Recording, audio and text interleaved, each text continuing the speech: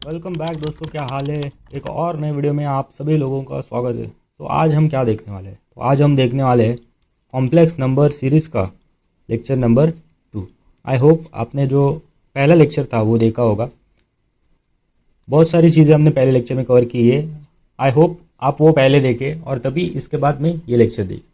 दूसरा lecture start करने से पहले मैं कवर करना चाहूँगा सारे वो टॉपिक्स जो हमने पहले लेक्चर में पढ़े थे। एक क्विक रिवीजन लूँगा कि हमने क्या क्या पढ़ा था पहले लेक्चर में, उसके बाद हम सेकंड लेक्चर को स्टार्ट करेंगे। ओके, तो ठीक है, चलिए स्टार्ट करते हैं। अभी हमने पहले लेक्चर में क्या देखा था, कॉम्प्लेक्स नंबर। इसका इन्वेंशन क्यों हुआ, क्योंकि एक इक्वेशन जो इस कॉम्प्लेक्स नंबर पूरे वर्ल्ड को जो राइज करती है वो इक्वेशन थी x² + 1 = 0।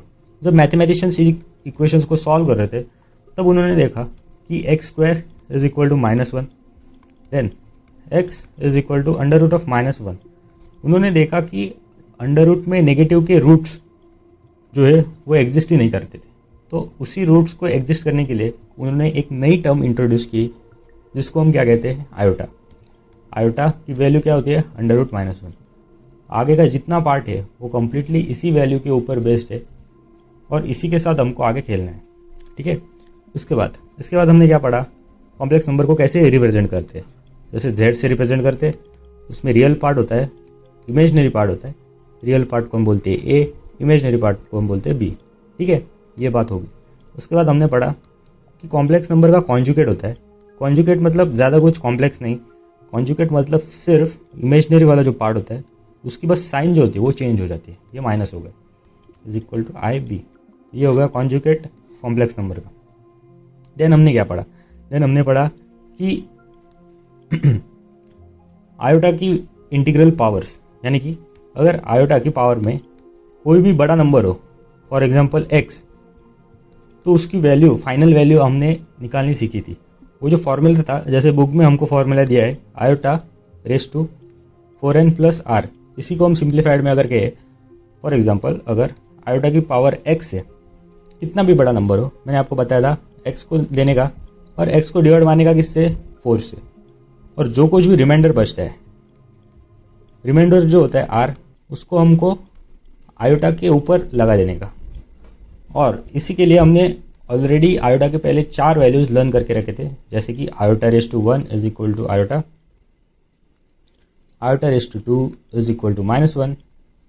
i/3 -iota and i/4 = 1। तो ये जो 4 वैल्यूज़ है, इन्हीं 4 वैल्यूज़ में से जो रिमाइंडर वो होगा। और जैसे कि हमको ये 4 वैल्यूज़ मालूम थी, जो फाइनल आंसर आएगा वो इसी में से आएगा। तो ये हमने मेथड सीख ली थी। उसके बाद हमने क्या देखा, उसके बाद हमने देखा कि, एक सेकेंड पेज चेंज कर लेता हूँ।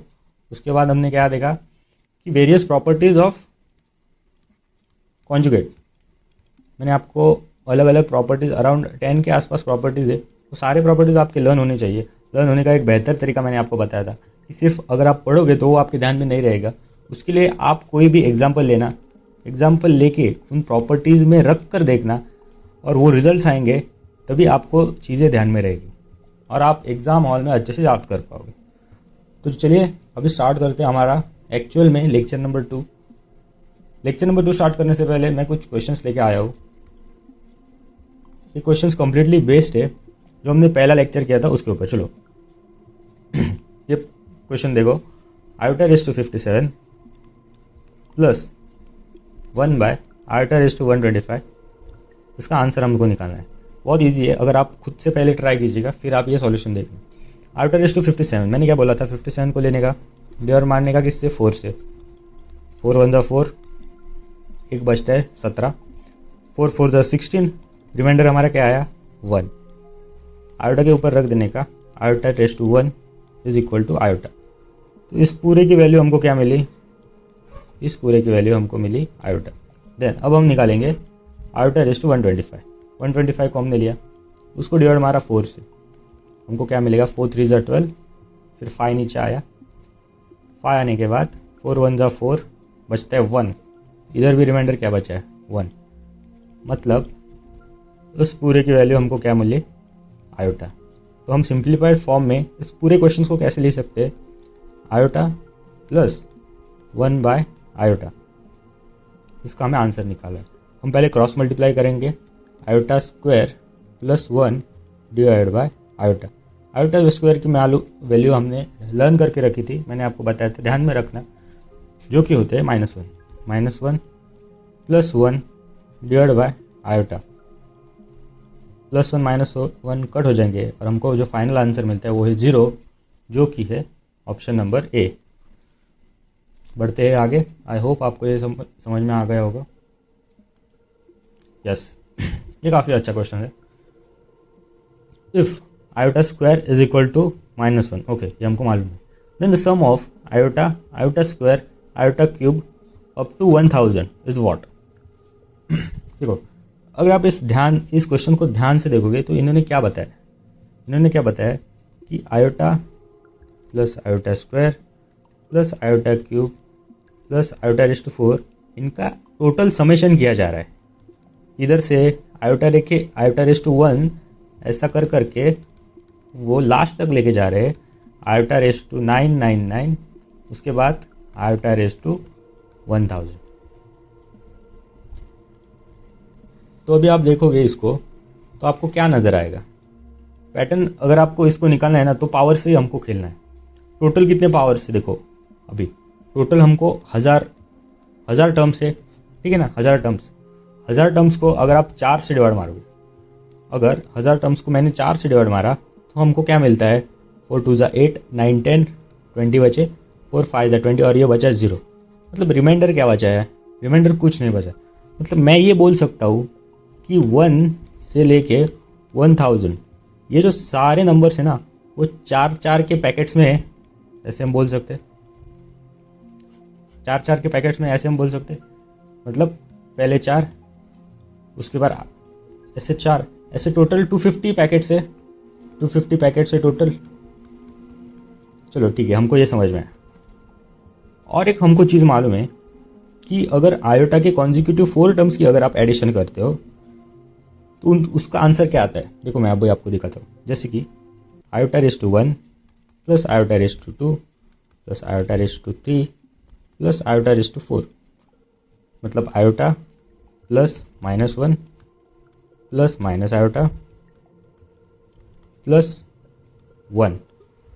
अगर आप कॉन्जिक्यूटिव 4 टर्म्स की अगर आप एडिशन करते हो तो आप एक चीज़ ऑब्जर्व करोगे कि सारे टर्म्स कट आउट हो रहे हैं। जैसे कि मैं कलर बदल देता हूँ, ये देखिएगा, माइनस आयोटा गया प्लस आयोटा से और -1 गया +1 से। तो हम ये कंक्लूड कर सकते हैं कि जो कॉन्जिक्यूटिव 4 टर्म्स है, 4 टर्म्स, उनको जब आप ऐड करते हो ना तब हमको आंसर क्या मिलता है, 0।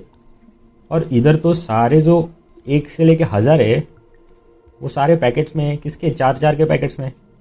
सो I can conclude that addition of iota raise to 1 up to iota raise to 1000 is nothing but 0।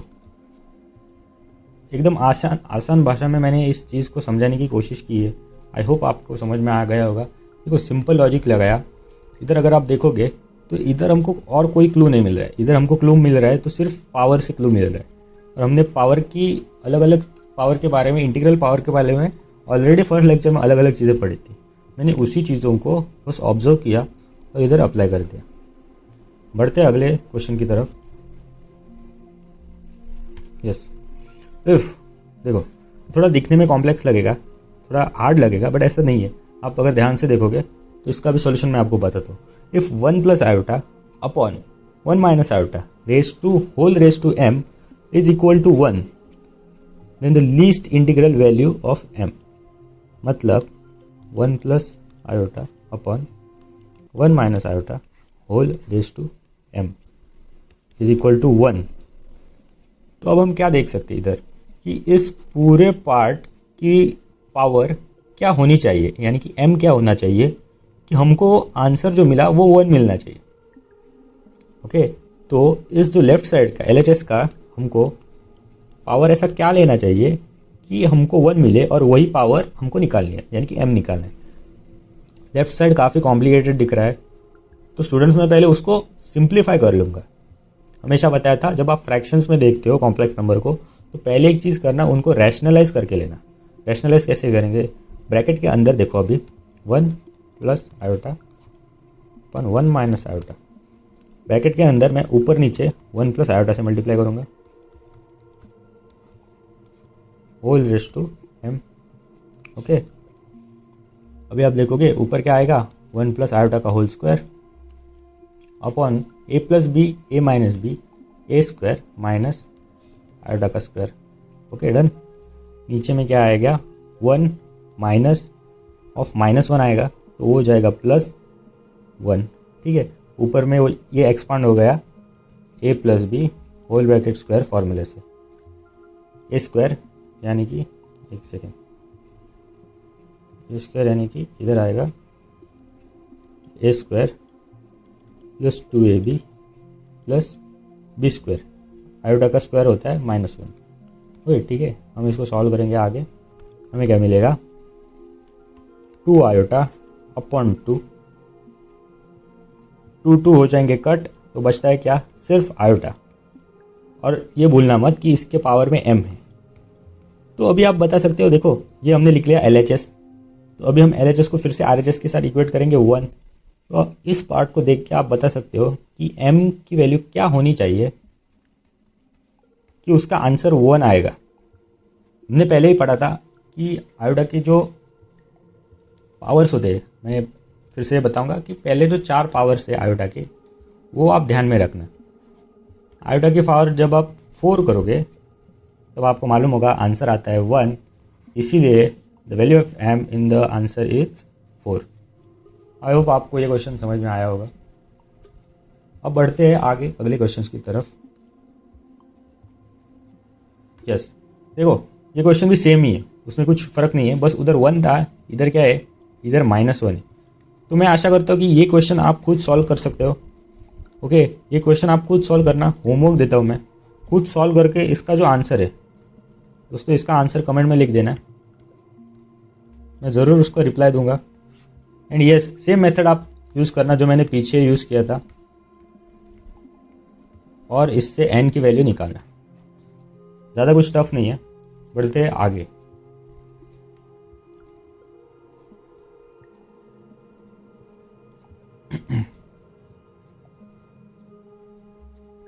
Yes, अभी जो हम पार्ट पढ़ने वाले हैं वो है आर्गन प्लेन।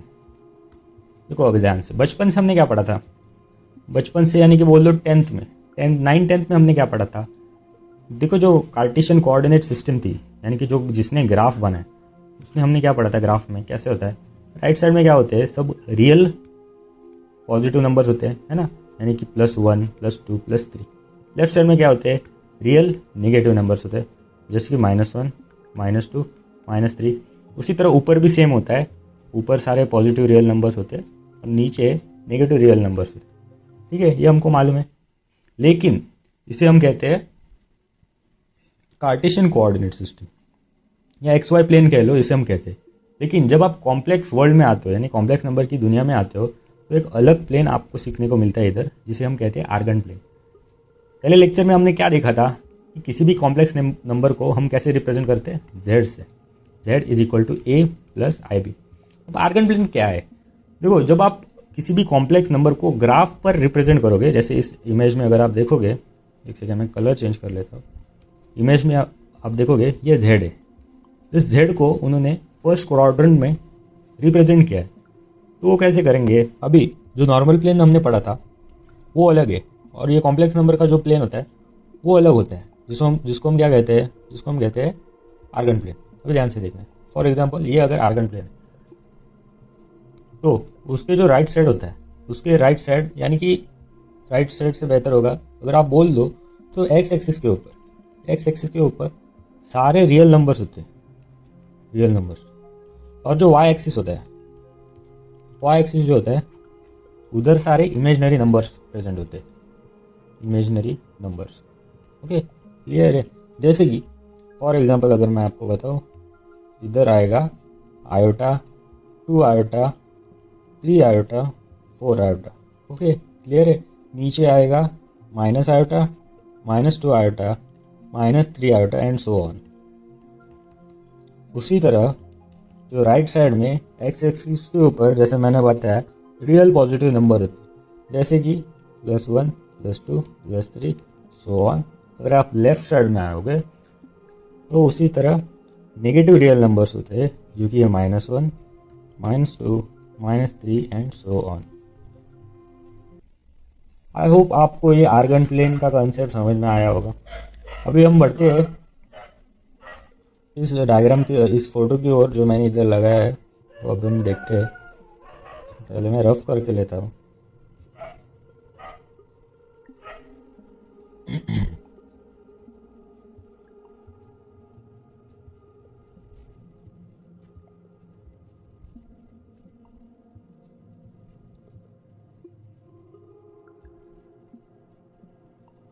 ओके, तो अभी देखना क्या है। ये रियल एक्सिस है, ये इमेजिनरी एक्सिस, मतलब इधर सारे आयोटा वाले टर्म्स होंगे इस एक्सिस के ऊपर, और इस एक्सिस पर सारे रियल नंबर्स होंगे। ओके ठीक है।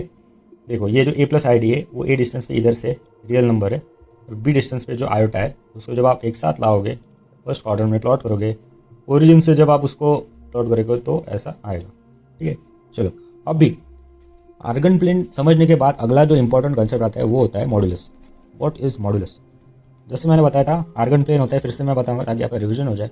इधर क्या होता है, एक्स एक्सिस पर रियल पॉजिटिव, इधर होते हैं रियल नेगेटिव, ऊपर होते हैं इमेजिनरी पॉजिटिव, नीचे होते हैं इमेजिनरी नेगेटिव। चलो ठीक है। अभी जब आप किसी भी कॉम्प्लेक्स नंबर z को आप प्लॉट करते हो ना, तो हमेशा वो जो प्लॉट होता है ना वो ओरिजिन के रिस्पेक्ट से ही प्लॉट होता है, यानी कि 0 0। इसको ध्यान में रखकर आप उसको प्लॉट करोगे। फॉर एग्जाम्पल अगर मैंने 1 + z = 1 + आयोटा अगर मैंने लिखा, उसको अगर आपने प्लेन के ऊपर प्लॉट करना होगा वो आप कैसे करोगे? राइट साइड से इधर 1 होगा कहीं, तो फॉर एग्जाम्पल इधर होगा आयोटा ऊपर पॉजिटिव, दोनों को जब आप ऐसे जॉइन आगे बढ़ाओगे जॉइन करोगे तो वो z इधर आएगा जो कि होगा 1 + आयोटा। ठीक है। अभी मॉड्यूलस क्या होता है? मॉड्यूलस बोले तो distance from the origin. Modulus tells us exactly how far the point is from the starting point. Origin से कितना दूर है ये कौन बताएगा? आपको मॉड्यूलस बताएगा। देखो ये जो रेड लाइन दिख रही है इस z = a+ib में, इसी रेड लाइन को हम मॉड्यूलस ऑफ z बोलेंगे। अभी इसकी वैल्यू आप कैसे निकालोगे? अगर आपने सिंपल सी बात, अगर आपने इधर पाइथागोरस थ्योरम लगाया, देखो ये 90 डिग्री होगा एक्सिस से, ये है b, ये है a, √a² + b², ये अगर आप पाइथागोरस फार्मूला लगाओगे, पाइथागोरस समझ लेना, तो आपको वैल्यू मिलेगी z की। उसी को हम रिप्रेजेंट कैसे करते हैं? मॉड से रिप्रेजेंट करते हैं। ओके, तो बेसिकली क्या है मॉड ऑफ z मतलब क्या? एकदम सिंपल भाषा में पाइथागोरस थ्योरम है जिससे हम डिस्टेंस निकालते हैं ओरिजिन से उस पर्टिकुलर कॉम्प्लेक्स नंबर का किसी भी क्वाड्रेंट में, है ना। ये 4 क्वाड्रेंट से उस किसी भी क्वाड्रेंट में अगर वो आएगा तो ओरिजिन से वो कितना दूर होगा, कितना डिस्टेंस पे होगा, तो उसी के लिए हम मॉड्यूलस यूज़ करते हैं। तो जो मॉड्यूलस का फॉर्मूला है इधर देखो क्या है, पाइथागोरस थ्योरम हम लगा रहे हैं, इस साइड को हम z कंसिडर कर रहे हैं, ये है b और ये है a। अगर हमारा कोई कॉम्प्लेक्स नंबर है फॉर एग्जांपल z = a+ib, उसका जब हम मॉड्यूलस निकालेंगे तब वो modulus of z = √a² + b², जो कि ये Pythagoras theorem. Okay, I hope आपको ये चीज़ समझी होगी। देखो यहीं पे मैंने वो एक्सप्लेन किया है, ये डेफिनेशन भी आप आर्गन प्लेन का पढ़ सकते हो। Argand plane is also called a complex plane, it's just a map of complex number. ठीक है, अभी चलो अभी बढ़ते हैं आगे अगले कंसेप्ट की तरफ। अभी देखो ये एक डायग्राम मैंने रखा है, इसको देख के आप समझ सकते हो, यही मैंने चीज़ पहले एक्सप्लेन की थी।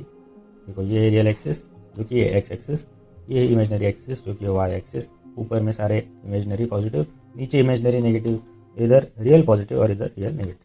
सिंपल सी बात है। अभी चले अगले पार्ट की तरफ बढ़ते हैं, प्रॉपर्टीज़ ऑफ मॉड्यूलस। देखो जब हमने कॉन्जुगेट्स पढ़े थे उस टाइम पे जैसे हमने अलग अलग प्रॉपर्टीज़ पढ़े थे, उसी तरह अभी मॉड्यूलस के प्रॉपर्टीज़ हम सीखने वाले हैं। इसका यूज़ क्या है? एग्जाम्स में आएंगे, एग्जाम्स में क्वेश्चंस आते हैं डायरेक्ट इसके ऊपर। अगर आपके ये लर्न होंगे ना तो आप उसका शॉर्ट टाइम में उसका इजीली आंसर दे सकते। प्रॉपर्टीज़ याद रखने का मैंने फिर से वही तरीका बताया है कि आप खुद एक एग्जांपल लेना। मैं लेता हूँ 1 + आयोटा। अब इसी को लेके हम फटाफट एक एक प्रॉपर्टी समझ लेंगे। चलो ठीक है। ओके, मॉडुलस हमने समझ लिया क्या होता है। ओके, अभी उसी के ऊपर ये प्रॉपर्टीज है सर। सबसे पहले फर्स्ट प्रॉपर्टी क्या कहती है, modulus of Z is equal to modulus of conjugate of Z.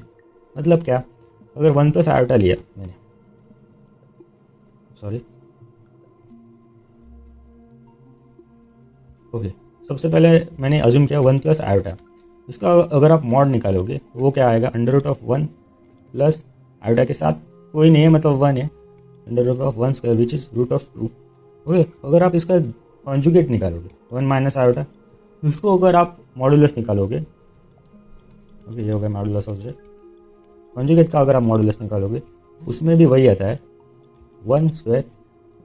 अब देखो आयोटा के साथ -1 है, लेकिन जब आप स्क्वायर करोगे तो उसका क्या आंसर आएगा, 1 ही आएगा ना। मतलब फाइनली आपको क्या मिल रहा है, रूट 2 ही मिल रहा है। तो दोनों का कॉम्प्लेक्स नंबर और उसके कॉन्जुगेट का मॉडुलस सेम ही आता है।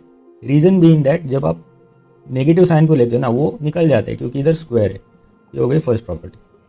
Second property, Z1 into Z1 conjugate, Z into Z conjugate is equal to modulus of Z of square. फिर से मैं कंसिडर करूँगा 1 प्लस आयोटा को। इधर क्या बताया, अगर 1 प्लस आयोटा और उसको मल्टीप्लाई अगर हम करते हैं उसके कॉन्जुगेट यानी कि 1 माइनस आयोटा के साथ, तो हमें मिलता है कॉन्जुगेट का स्क्वायर यानी कि 1 स्क्वायर प्लस 1 स्क्वायर। ये हो गया कॉन्जुगेट, उसका स्क्वायर मिलता है। अगर आप इसको सॉल्व करोगे ये क्या आता है, a plus B A minus B, A square 1 square minus B square, iota का स्क्वायर माइनस होता है। इसको जब आप सॉल्व करोगे 1 प्लस 1 2 आंसर मिलता है। इधर जब आप इस साइड को सॉल्व करोगे आपको रूट 2 मिला, और रूट 2 का जगह जब आप स्क्वायर करोगे ना तो क्या होगा, रूट हट जाएगा। इधर भी क्या मिल रहा है आपको 2। तो ये दोनों सेम है, इसलिए हेंस प्रूव्ड। सेकेंड प्रॉपर्टी हो गई, फर्स्ट प्रॉपर्टी होगी। अभी बढ़ते थर्ड प्रॉपर्टी के साथ। थर्ड प्रॉपर्टी क्या कहता है कि Z1 Z2 is equal to Z1 dot Z2। ये मैं दूसरा पेज लूँगा इसके लिए।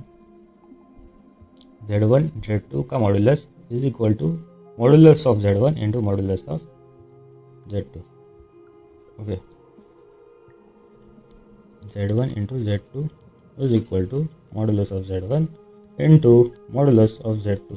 मैं अज्यूम करता हूँ Z1 जो है वो है 1 प्लस आयोटा और Z2 जो है वो है 2 प्लस आयोटा। ठीक है, इसको कंसिडर करके हम सॉल्व करेंगे। 1 plus iota into 2 plus iota, इसका पहले हम आंसर निकालेंगे। इसको मैं अंदर लेके जाके मल्टीप्लाई करूँगा हर एक के साथ, 2 plus iota.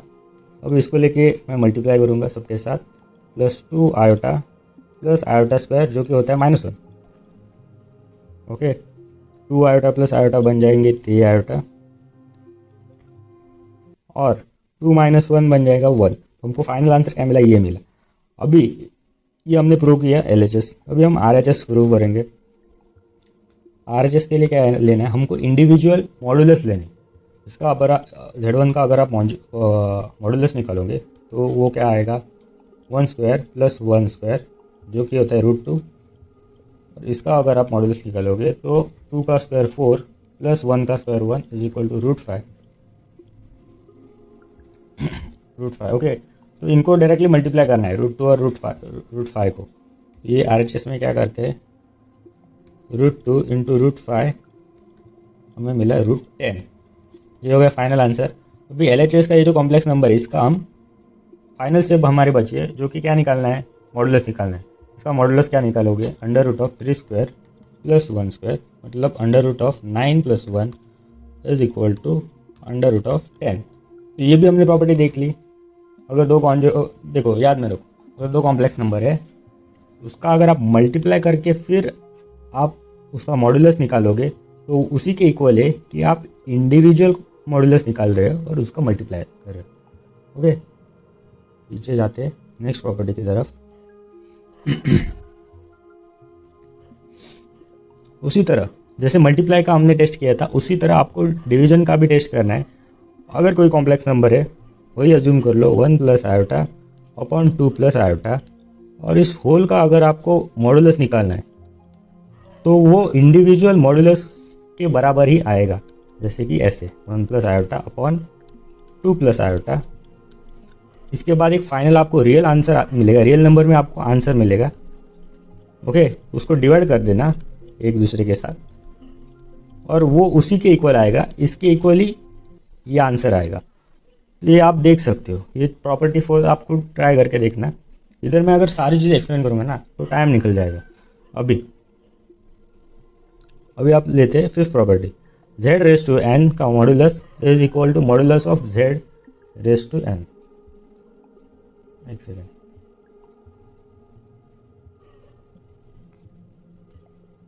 Yes, z raise to n का modulus is equal to modulus of z raise to n। मतलब क्या है, थोड़ी क्या है, ये n है ना वो बाहर आ रहा है और वो पूरे के ऊपर मॉड्यूलस लग रहा है। हम एक एग्जांपल लेंगे, फॉर एग्जांपल 1 प्लस आयोटा का स्क्वायर का मॉड्यूलस, ये होगा LHS। पहले हम LHS को प्रूफ करेंगे। इसको जब आप एक्सपांड करोगे a square plus 2ab plus b square iota का स्क्वायर यानी कि -1, इसका हमको क्या निकालना है, मॉड्यूलस निकालना है। +1 -1 कट हो जाएगा, 2 आयोटा का modulus under root real number नहीं है यानी कि 0 स्क्वायर प्लस इमेजनरी पार्ट जो कि है 2 का स्क्वायर, रूट कट हो जाएगा यानी कि हमको फाइनल आंसर क्या मिला 2। इधर LHS में, चलो ठीक है। अभी RHS में उन्होंने क्या बताया, modulus of z raise to n। अभी मॉड्यूलस ऑफ z निकालेंगे 1 प्लस आयोटा का, तो वो क्या आएगा √2। बहुत बार निकाले हैं हमने पहले, तो आपको समझ में आ गया कि 1 प्लस आयोटा का मॉड्यूलस क्या है √2। ओके, तो इधर क्या करना है, जो अंदर 2 था ना वो इसको लगा देने का। इसको जब आप स्क्वायर करोगे √2 का स्क्वायर तो क्या आपको मिलेगा 2, जो कि क्या है RHS। ठीक है, तो ये हो गई हमारी फिफ्थ प्रॉपर्टी आई थिंक। चलो देखते हैं कौन सी प्रॉपर्टी थी। ये हो गई हमारी fifth property, yes fifth property, सबको ध्यान में रखना है। अब ये देखो, ये इक्वेशन की तरह आप ध्यान में रखो कि कभी भी अगर दो कॉम्प्लेक्स नंबर को आप ऐड करके उसका कॉन्जुगेट निकालते हो तो इक्वल नहीं होता। जैसे हमने इस 2 केस में आंसर निकाला, नहीं सॉरी, ये मल्टीप्लिकेशन और डिवीजन के केस में जब हमने आंसर निकाले इधर, तो वो क्या हुआ है, वो इक्वल आ गए। लेकिन जब आप सेम प्रोसेस इधर रिपीट करोगे ना, इधर और इधर, तो वो सेम नहीं आएंगे, इट इज़ नॉट इक्वल। ये चीज़ ध्यान में रखना। अभी seventh property, z1 plus z2 का whole square is equal to z1 square z2 square modulus of z1 square plus modulus of z2 square plus z1 mod z2 नहीं plus z1 conjugate of z2 plus z1 conjugate z2। ये एक फॉर्मूले की तरह याद में रखना आप, जैसे कि a प्लस बी का होल स्क्वायर होता है ना, a प्लस बी का होल स्क्वायर, उसके लिए जैसे फॉर्मूला होता है उसी तरह ये फॉर्मूला आप ध्यान में रखना। ठीक है, आगे जब क्वेश्चन आएंगे उसमें आपको इस्तेमाल करने को मिलेगा। अभी लॉ ऑफ पैरेललोग्राम, ये अभी मैं आपको एक्सप्लेन नहीं करूँगा, ये आप ध्यान में रखना, क्योंकि ये जो पार्ट है ना, ये जो पार्ट डिटेल में हम पढ़ेंगे कौन से लेसन में, वेक्टर। फिजिक्स में कई बार आपने ये, फिजिक्स में भी वेक्टर होगा, ओके 11-12 में, तो ये आपने देखा होगा शायद, लेकिन इसको डिटेल में हम पढ़ेंगे ले वेक्टर में। फिलहाल इसको याद में रखना, अपने नोट्स में लिख के रखना। ओके, बढ़ते हैं 9 प्रॉपर्टी की तरफ। Sorry, if modulus, if word को ध्यान में रखो, अगर मॉडुलस किसी भी कॉम्प्लेक्स नंबर का 1 आ रहा है एंड उसके साथ साथ अगर एक कॉम्प्लेक्स नंबर और उसका कॉन्जुगेट का भी आंसर 1 आ रहा है, then we can say that z bar यानी कि z conjugate is equal to 1 by z inverse. तो अभी देखो सिंपल सी बात है, ये दोनों कंडीशन हमको पहले दिए थे, इक्वेशन की तरह समझो इस कंसेप्ट को। ये दोनों कंडीशन हमको पहले दिए थे, अभी हम क्या किया, इस z को इसके डिवाइड में मारा।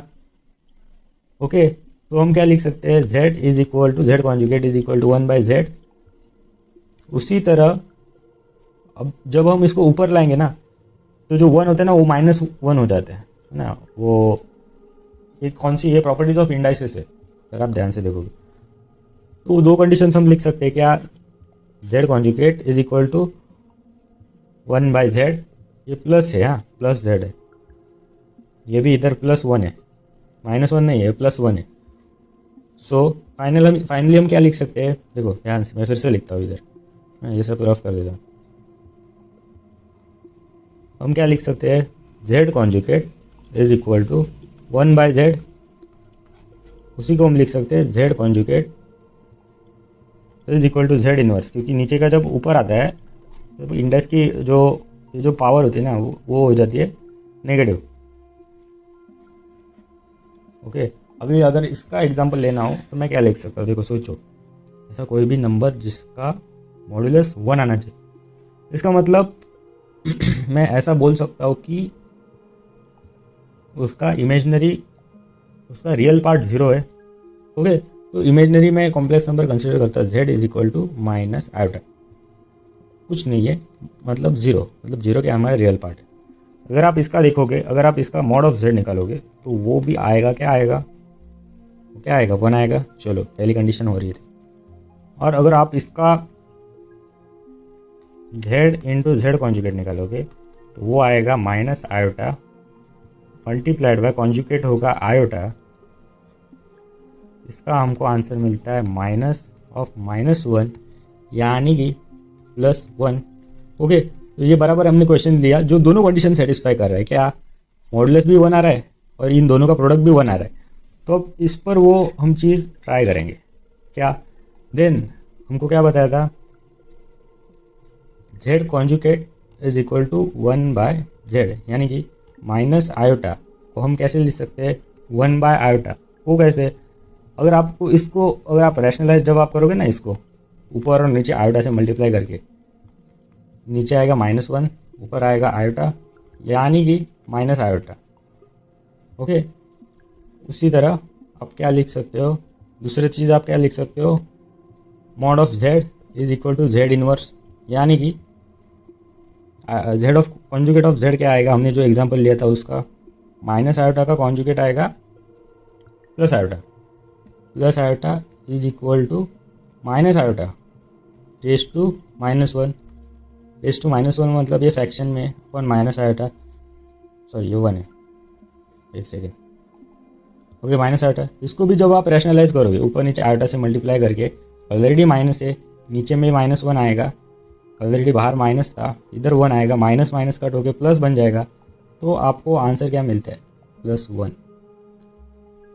तो ये मैंने सिर्फ माइनस आयोटा एक छोटा एग्जांपल लेके देखा, लेकिन जब आप आगे क्वेश्चन सॉल्व करोगे ना, अगर ये दो प्रॉपर्टीज किसी बड़े कॉम्प्लेक्स नंबर में लिख के ऑलरेडी दिया है उन्होंने ना, तो z बार निकालने में आपको तकलीफ नहीं होगी, क्योंकि वो क्या है प्रॉपर्टीज, 1/z और z इनवर्स ये दोनों सेम ही है। आप कोई भी एक यूज़ कर लो, आप इजीली उसका कॉन्जुगेट निकाल सकते हो अगर वो कोई बड़ा कॉम्प्लेक्स नंबर है। ओके, आई होप आपको ये चीज़ समझ में आ गई होगी। आज के लिए बस इतना लेते हैं। ओके, एक क्विक रिवीजन मैं करना चाहूँगा आज के लेक्चर का। आज के लेक्चर में हमने क्या क्या पढ़ा। ओके, सबसे पहले हमने पढ़ा सबसे पहले हमने क्वेश्चंस किए जो कि फर्स्ट लेक्चर के ऊपर बेस्ड थे। फर्स्ट लेक्चर के ऊपर, एक सेकेंड, फर्स्ट लेक्चर के ऊपर क्वेश्चंस बेस्ड थे। तो हमने 4 क्वेश्चंस किए। उसके बाद हमने समझा आर्गन प्लेन जो कि XY प्लेन की तरह होता है, जिधर हम Z को प्लॉट करते हैं। मतलब अगर आप टप्परी भाषा में बोलोगे तो Z का घर निकालते हैं, Z किधर रहता है ब्लॉक के ऊपर, तो फर्स्ट क्वार्टर में रहता है, सेकंड क्वार्टर में रहता है, थर्ड क्वार्टर में रहता है या फोर्थ क्वार्टर में रहता है। और उसी Z को जब हम मेजर करते हैं ओरिजिन से, बाबा कितनी अंतरावर जैसे घर है, वो अगर आप ओरिजिन से मेजर करते हो ना, तो उसको हमको बोलते हैं मॉडुलस, जो कि होता है √(a² + b²। ये हम क्या यूज़ किया है, ये हमने यूज़ किया पाइथागोरस थ्योरम। ठीक है, देन हमने क्या पढ़ा, Z के अलग अलग प्रॉपर्टीज़, मॉडुलस ऑफ Z के अलग अलग प्रॉपर्टीज़, जो कि हमको क्वेश्चंस में यूज आएंगे जब हम क्वेश्चन सॉल्व करेंगे। ठीक है, उसके बाद कुछ नहीं पढ़ा, इतना ही पढ़ा। ओके, ठीक है, आई होप आपको चीज़ें समझ में आ रही होगी। पहले वीडियो से इसलिए थोड़े रॉ है, थोड़े प्रॉब्लम है वीडियो में, साउंड प्रॉब्लम वगैरह हो सकता है। और एक बात की, जो मैंने फर्स्ट लेक्चर रिकॉर्ड किया था, थर्ड और फोर्थ प्रॉपर्टी जो थी ना कॉन्जुगेट्स की, वो रिपीट हो गई है। वो मैंने डिस्क्रिप्शन में भी उसको मेंशन किया था, वो आप देख लेना। और जो मिस्टेक्स है, मैंने अगर पहले वीडियो में मिस्टेक्स अपलोड करने के बाद मुझे दिखे तो वो मैंने डिस्क्रिप्शन में लिख के रखे थे, तो वो बस आप ध्यान में रखना और वो चीज़ करेक्ट करके अपने नोट्स में लिख कर रखिएगा। तो बस आज के लिए इतना ही। ऐसे ही वीडियोस आते रहेंगे। मैथ्स को जितना इजी कंसेप्ट में मैं आपको सिखा पाऊँगा वो मैं पूरी कोशिश करूँगा, ताकि जो कंसेप्ट है वो बस एग्ज़ाम नहीं, एग्ज़ाम के बाद भी आपके माइंड में रहने चाहिए। आई होप आपको ये लेक्चर पसंद आ गया होगा। मिलते हमारे अगले वीडियो में। Thank you. जय हिंद।